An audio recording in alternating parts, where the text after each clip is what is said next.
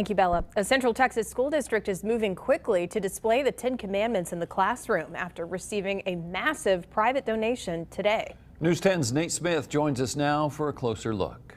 Classroom walls in Copperas Cove ISD will soon look a little different. The district is preparing to hang hundreds of 10 Commandments posters as the new school year gets underway.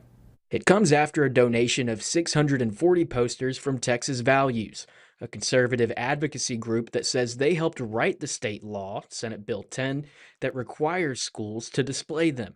Importantly, this doesn't require schools to spend any kind of taxpayer dollars purchasing these posters. That's one of the reasons we're here today, to donate those posters and help make that implementation as easy as possible.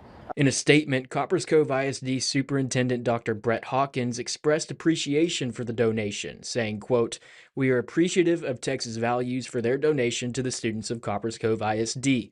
We will work swiftly to distribute these posters throughout the district into each classroom as outlined in Senate Bill 10, end quote.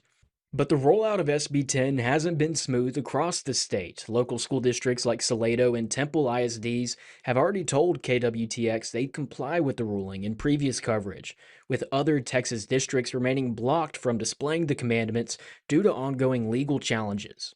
Texas has chosen to not erase history, but to acknowledge it. And seeing the 10 Commandments on a classroom wall doesn't require a student to believe them. Last week, a Harris County judge denied a temporary restraining order requesting that the displays not be put up before the start of the new school year.